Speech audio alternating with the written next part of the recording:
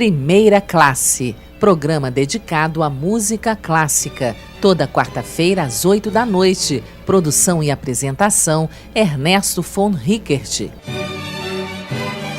Primeira Classe, apoio cultural Colégio Ângulo de Viçosa. Seja você também um aluno Ângulo. Boa noite, amigo ouvinte, amiga ouvinte. Hoje, 4 de julho de 2018, nós faremos um programa Primeira Classe dedicado a sonatas para piano de Beethoven. Essas sonatas para piano foram as composições de Beethoven que, embora ele estivesse longe de ser o primeiro grande compositor a escrever composições com vários movimentos para o teclado, inclusive no caso piano, ele foi, no entanto, o primeiro a mostrar o quanto poder e variedade de expressão poderiam ser extraídos desse instrumento único. Para os compositores que vieram depois dele, notavelmente, mas não exclusivamente Brahms, as suas sonatas se tornaram o padrão de excelência. Quando Beethoven era jovem, no final do século XVIII, o instrumento de teclado escolhido foi o piano, também conhecido como pianoforte, que foi uma melhoria em relação ao cravo usado anteriormente, em parte porque tons mais longos e sustentados eram agora possíveis, em vez de exclusivamente notas curtas em staccato, permitindo uma gama mais ampla de estados expressivos. O novo instrumento tornou-se amplamente popular, não apenas nas salas de concerto, mas também nas casas dos executores amadores, e trabalhos para teclado solo foram necessários para essas duas partes que tinham interesse em música para piano. As sonatas para piano daquela época tendiam a ser graciosas e elegantes em estilo, e as primeiras sonatas de Beethoven costumam obedecer a essa expectativa. No entanto, como ele desenvolveu seu próprio estilo e reputação, ele começou a trazer um drama maior em suas sonatas. Elas se tornaram mais longas, de caráter mais dramático e mais exigentes em técnica, geralmente projetadas para as habilidades de teclado formidáveis que Beethoven concebia, e não para os amadores. Das suas sonatas para piano posteriores, apenas os números 24 e 25 não seriam assustadores para os executantes não profissionais. E algumas das sonatas tardias, especialmente a número 29, a Hammerklavier, e as três que lhe seguem, são formidáveis de qualquer ponto de vista. Por que Beethoven definiu essas mudanças radicais em um gênero estabelecido? Pode-se supor que, à medida que sua audição diminuiu, após a virada do século, ele encontrou uma música mais agressiva e vigorosa, mais adequada à sua nova visão de mundo. No entanto, deve-se notar também que o novo movimento artístico alemão, Sturm und Drang, surgiu nas artes, popularizando a expressão de modos mais sinceros. Além disso, o próprio piano estava em evolução, tornando-se maior em tamanho e alcance, além de ser mais robusto na construção. Os primeiros pianos, como os que Mozart teria conhecido, exigiam uma certa quantidade de mimos para se darem o melhor de si. Os pianos de Broadwood e Walter, que Beethoven preferia, tinham uma armação de ferro que se adaptava bem à mão mais pesada. As sonatas posteriores de Beethoven foram projetadas para aproveitar essa tecnologia, gradualmente se tornando quase sinfônicas em seu poder expressivo. A mais importante das primeiras sonatas de Beethoven é a número 8 em Dó menor, opus 13, Patética. Pela primeira vez, Beethoven usa uma introdução lenta e uma introdução de tal peso que você sabe que algo realmente significativo está acontecendo. O acorde de abertura quebra de uma vez por todas com Haydn e Mozart. Você está no mundo de Beethoven agora. Entre os poucos amigos íntimos de Beethoven em Viena estavam o casal de pianistas Andreas e Nanette Streicher. A sonata patética exigia um teclado mais amplo do que nunca. O poder absoluto dos acordes exigia um quadro de piano mais forte e cordas mais resilientes. Os Streicher começaram a construir pianos para acomodar as necessidades de Beethoven. Assim, devemos o começo do desenvolvimento do concerto moderno grandioso a Beethoven. Se você está em dúvida sobre a versatilidade da música de Beethoven, escute a bela simplicidade do segundo movimento da Patética, um tema tão perfeito que é como se emergisse de Beethoven completamente formado, sem nenhuma das lutas que geralmente associamos a ele. Esta foi a primeira das sonatas para piano de Beethoven a atingir o status de cavalo de batalha. O trabalho é lançado em 3 movimentos. O primeiro é marcado grave allegro de molto e con brio, o segundo adagio cantabile e o final rondò allegro. Beethoven abre essa composição com uma introdução lenta e meditativa, usando esse recurso pela primeira vez em uma sonata. Aparentemente, colocando uma questão ou lutando para superar um dilema, a música busca resolução e alívio que aparece na exposição propriamente dita. Quando o movimento, impulsionado por oitavas tremulantes na mão esquerda, acelera e o tema se transforma em enunciação profundamente ansiosa, introduzindo mais uma vez um humor questionador e incerto, sem excluir renunciados enérgicos, possivelmente indicando um desejo de transcender o sentimento de incerteza. Durante a breve sessão de desenvolvimento, uma sensação de tensão dramática predomina, mas o tom geral muda na recapitulação, levando a uma coda que fecha o movimento. O segundo movimento começa com uma melancolia calmante, lânguida e melancólica de uma beleza outonal, dominando todo o movimento. Esse tema inicial eclipsa tanto o segundo tema moderado quanto o movimento de tensão dramática na seção intermediária do movimento. O momento de tensão. O final do rondó é geralmente o segundo rondó da sonata, já que o movimento do meio possui as características estruturais dessa forma. Este movimento abre com um tema graciosamente eloquente, acompanhado por figuras arpejadas, tocada pela mão esquerda. Embora o humor pareça brilhante, a música é tingida de melancolia, apesar do segundo tema lúdico. Seguindo a repetição e o desenvolvimento temático, o primeiro tema surge como simultaneamente mais ágil e mais delicado.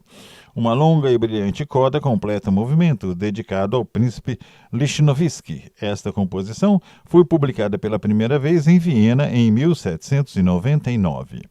Nós vamos ouvir a sonata número 8 em dó menor, opus 13 Patética, com o pianista Cláudio Arrau.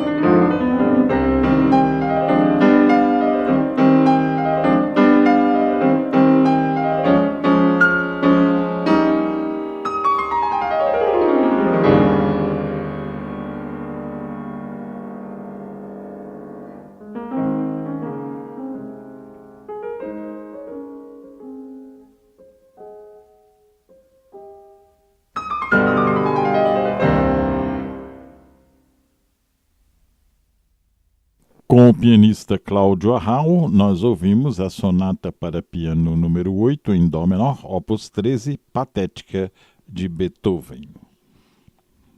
O movimento mais famoso de qualquer uma das 32 sonatas para piano de Beethoven é o movimento de abertura da Sonata ao Luar, a sonata que ele compôs para a mulher com quem ele queria se casar, Giulietta Guicciardi. Pela primeira vez, ele colocou o movimento lento primeiro, algo que nem Haydn nem Mozart fizeram. Assim como as barras de abertura da Quinta Sinfonia, esse movimento é universalmente conhecido. No entanto, novamente como na Quinta, tente cantar. Você não pode. Isso é um truque da música de Beethoven, instantaneamente memorável que se aloja em sua cabeça, que você pode tocar no seu cérebro, mas isso é impossível de reproduzir, exceto no piano.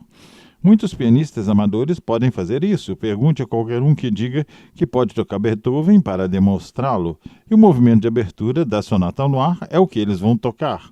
Ou, por Elise, mais corretamente, uma bagatela. Então peça-lhes que toquem o terceiro movimento. Beethoven faturou cada um dos 2 trabalhos publicados sob o Opus 27 como uma sonata quase uma fantasia.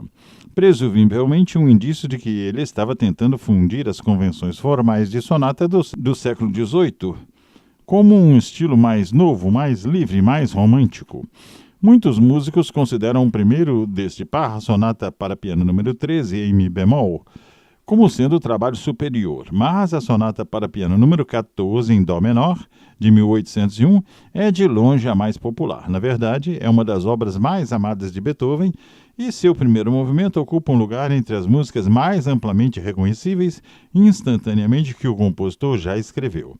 A conhecida denominação Ao Luar não é do próprio compositor, mas a invenção do crítico de música alemão Ludwig Hellstab, que comparou a textura ondulante do primeiro movimento ao luar que brilhava no lago de Lucerna. O primeiro movimento é marcado como adagio sostenuto, um convite virtual para extrair a música de tal forma que a melodia sutil e difícil torna-se difícil de seguir, deixando os ouvintes hipnotizados pelos arpejos ondulados que servem como uma introdução e, então, teoricamente, recuar para o acompanhamento. O ritmo certo é a chave para a eficácia desse movimento. Tocada muito rápido, a música soa mecânica, talvez mais frequentemente, porém, é tocada com uma lentidão fúnebre. Um ritmo entre esses extremos ressalta o caráter ansioso da música, particularmente na parte em que os suspiros lentos sobem e descem nos agudos, como um eco cansativo do baixo. O primeiro movimento não está realmente em forma de sonata. Essencialmente, ele estabelece um material temático, uma abertura pensativa, uma passagem suspirante e um hino pouco arrependido, com algumas modulações pungentes ao longo do caminho. E então repete tudo. O segundo movimento, Allegretto, é um interlúdio curto e delicado, com uma melodia sincopada nos agudos que é interrompida por ruminações ligeiramente mais escuras no baixo durante a seção central.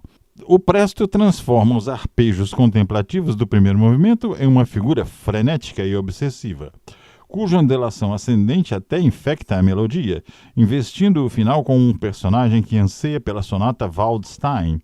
Esse movimento, em vez do primeiro, é aquele em que assume uma sonata allegro, forma, embora Beethoven rompa com a tradição, tornando todas as unidades temáticas igualmente agitadas. Se o adágio foi um reflexo do pensamento privado interior, o presto é um grande drama público, um contraste inesperado e efetivo para o íntimo começo da sonata. Nós vamos ouvir esta sonata ao luar, número 14, em Dó sustenido menor, opus 27, de Beethoven, opus 27, número 2, com o pianista Cláudio Arrau.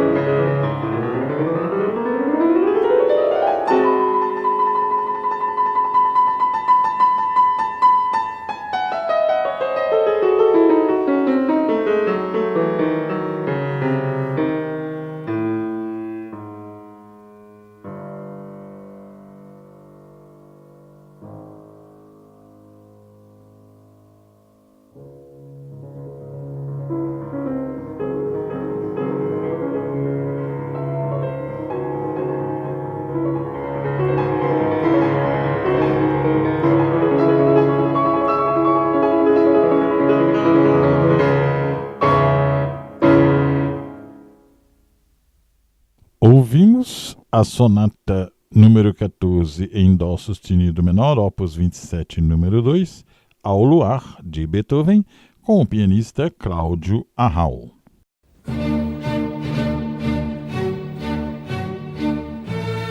Primeira Classe, programa dedicado à música clássica, toda quarta-feira às 8 da noite. Produção e apresentação, Ernesto von Rickert. Primeira Classe, apoio cultural Colégio Ângulo de Viçosa. Seja você também um aluno Ângulo. Se você, além de música clássica, também se interessa por arte de uma maneira geral, cultura, ciência, filosofia e educação, eu o convido a visitar o site que eu mantenho na internet, www.ruckert.pro.br. Ruckert é ruckert.pro.br. Lá você encontrará links para as comunidades de que eu participo, para meus blogs e poderá discutir esses assuntos comigo. Estamos hoje apresentando um programa dedicado a sonatas para piano de Beethoven. A origem da sonata Waldstein é o espanhol. O tema gloriosamente espaçoso do movimento final é precedido por um misterioso e fragmentado movimento do meio, que pressagia o espanhol perfeitamente. Essa não foi a intenção original de Beethoven. O movimento do meio era uma peça longa e completa, com uma melodia instantaneamente cativante.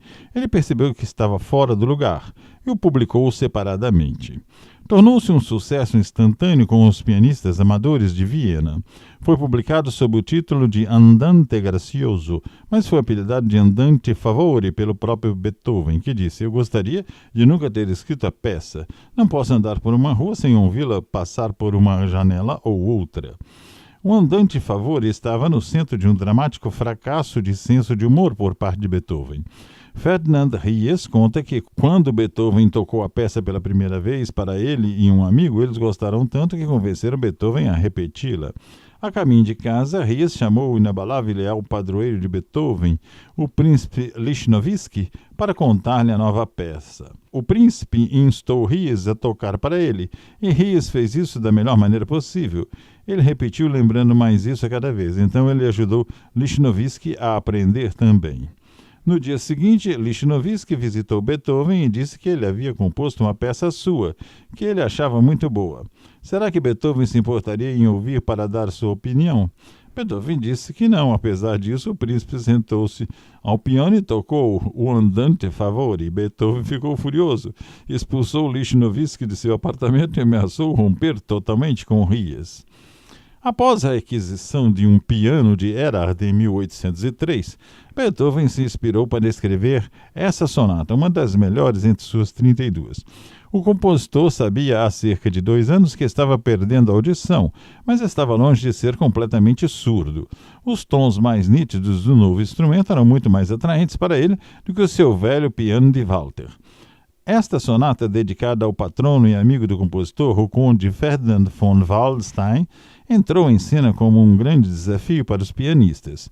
O primeiro movimento, marcado como allegro com brio, começa com um tema rítmico, impulsivo e obsessivo, que cria um enorme espaço sonoro e um verdadeiro campo energético entre os acordes marteladores na mão esquerda e a conclusão da frase da mão direita, várias oitavas mais altas.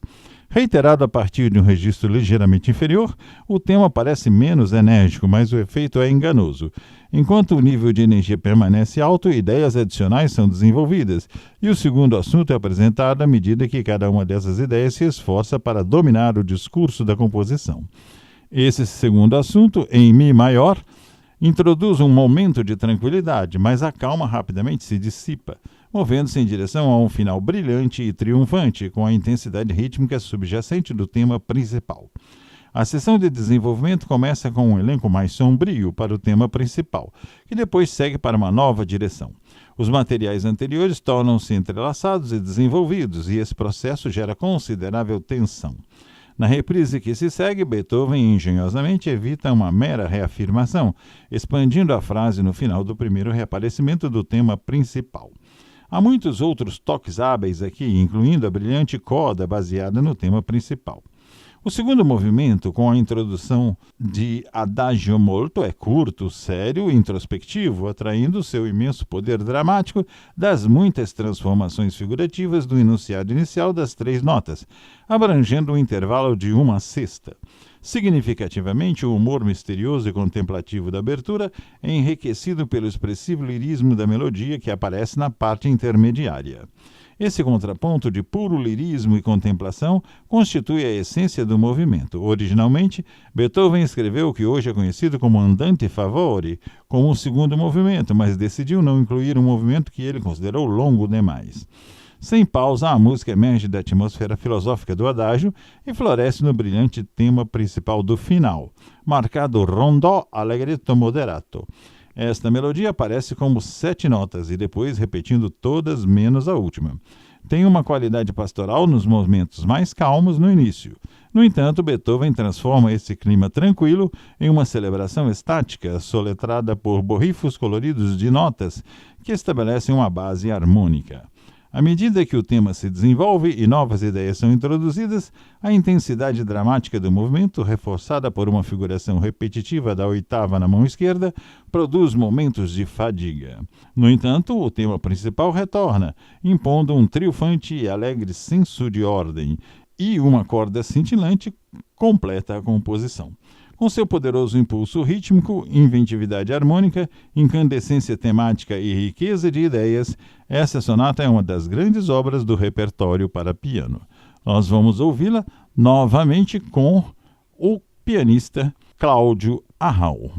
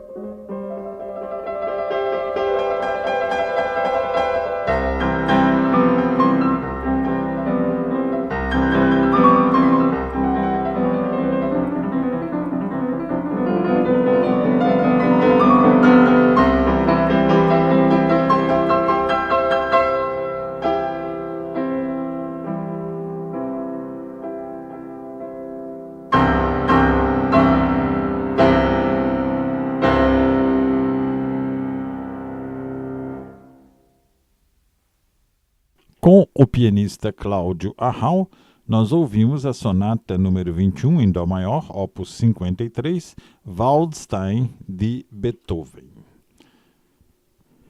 Desde a escrita de seu Testamento de Heiligenstadt, de 1802, até a composição da Appassionata, em 1804-1805, Beethoven produziu alguns de seus trabalhos mais importantes, música que prenuncia e anuncia a chegada do que é comumente identificado como o segundo período de sua criatividade. Parece que Beethoven havia se voltado para dentro e começado a produzir música que só ele poderia entender completamente. Se ele tivesse se resignado à inutilidade de sua raiva cósmica, ele também determinou que lançaria seu imenso gênio na face de Deus e do homem, não aceitando limitações à magnitude ou à trajetória de sua criatividade. Foi o Beethoven dessas obras que desencadeou a sonata Appassionata em 1805. Abrindo com um tema escuro e enigmático, um dos mais impressionantes levantadores de cortina em qualquer das sonatas de Beethoven, o trabalho explode abruptamente com o que alguns chamam de gritos de raiva. A obra faz exigências imediatas e assustadoras ao pianista, chamando tanto os punhados percursivos de acordes, quanto a figuração de acompanhamento exigindo a máxima delicadeza. O movimento é impulsionado para a frente com uma intensidade demoníaca e um sentido harmônico ousado. A frase inicial, como um exemplo, é repetida meio passo acima na segunda frase, encobrindo momentaneamente o centro tonal em uma ambiguidade estranha e inquietante. Prefigurando o motivo dot, dot, dot, dash da Quinta Sinfonia, entre seus materiais rítmicos, a Appassionata se desdobra em um esquema rítmico volátil, de início ao fim, que lhe dá um senso particular de conflito e urgência. Em um dos exemplos clássicos do senso orgânico de Beethoven, o segundo tema do primeiro movimento faz clara referência ao primeiro, enquanto a gênese de seu ritmo e contorno é óbvia. Beethoven aqui o transforma em um lírico anseio, se breve momento de trégua. O segundo movimento, um andante relaxado, é um conjunto de variações de um tema simples, semelhante a um coral que retém o tom dos ritmos pontilhados do primeiro movimento. As variações aumentam gradualmente de atividade. Uma súbita repetição no tema original mais calmo e leva sem pausa a um final selvagem e apaixonado. Aqui, Beethoven faz exigências formidáveis a ambos os instrumentos, especialmente os pianos de sua época e ao executante. No final do presto não é nada mais do que um borrão de fúria. O subtítulo Appassionata da sonata não é do próprio Beethoven. Foi aplicado pela primeira vez por uma editora de Hamburgo em 1838. Vamos ouvir a sonata Appassionata de Beethoven nos movimentos Allegro assai, andante con moto e Allegro ma non troppo, com o pianista Cláudio Arrau.